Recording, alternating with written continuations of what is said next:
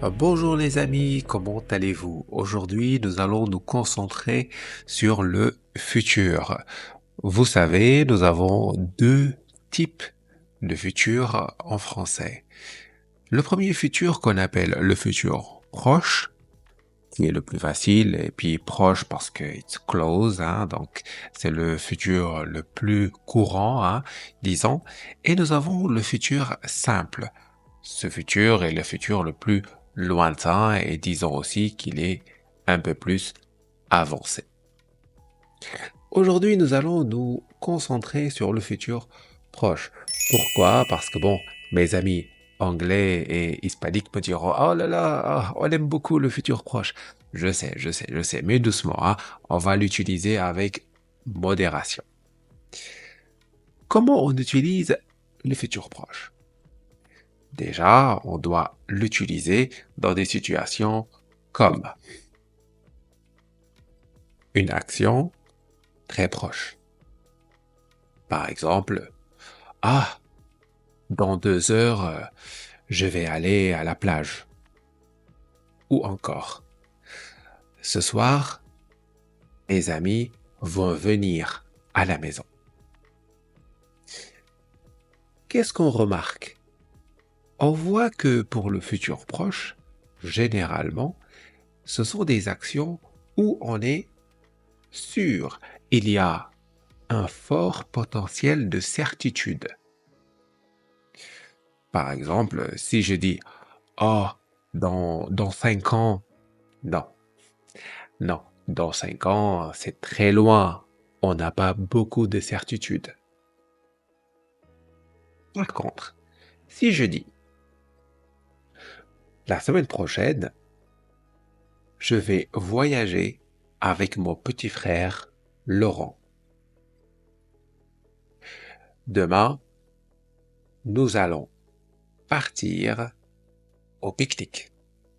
Donc ici, j'ai un fort degré de certitude. Je suis sûr que cela arrivera. Il y a quelqu'un qui me dit, oh là là, Amar, attends. Pourquoi on n'utiliserait pas le présent? Parce que oui, parfois, le présent peut être utilisé quand une action est sûre, quand on est sûr que cela arrivera.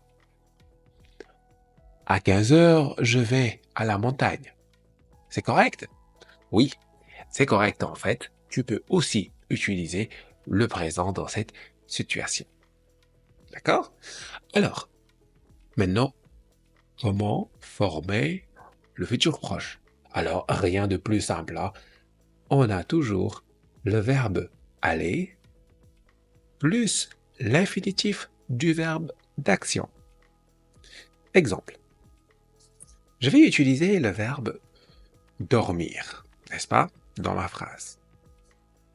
On va dire en anglais. I'm going to sleep a hour.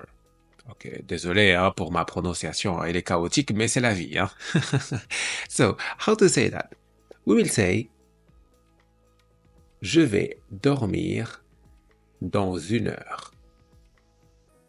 Alors, j'ai utilisé le verbe aller que j'ai conjugué, je vais, plus l'infinitif qui est dormir. Je vais dormir dans 1 heure. Continuons la conjugaison. Je vais dormir.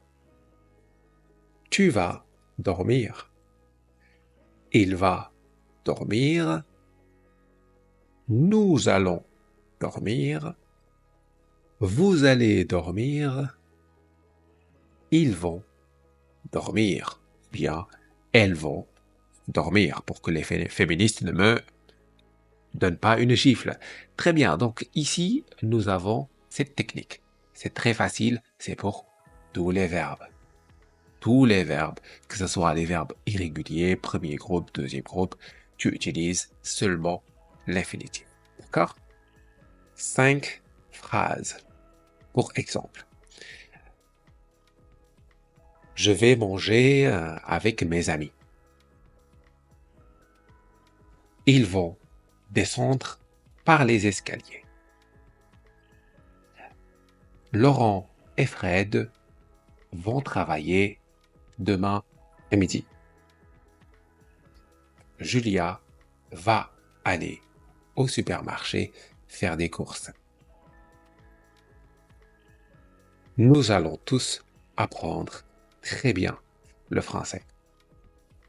Super. J'espère que tu as compris.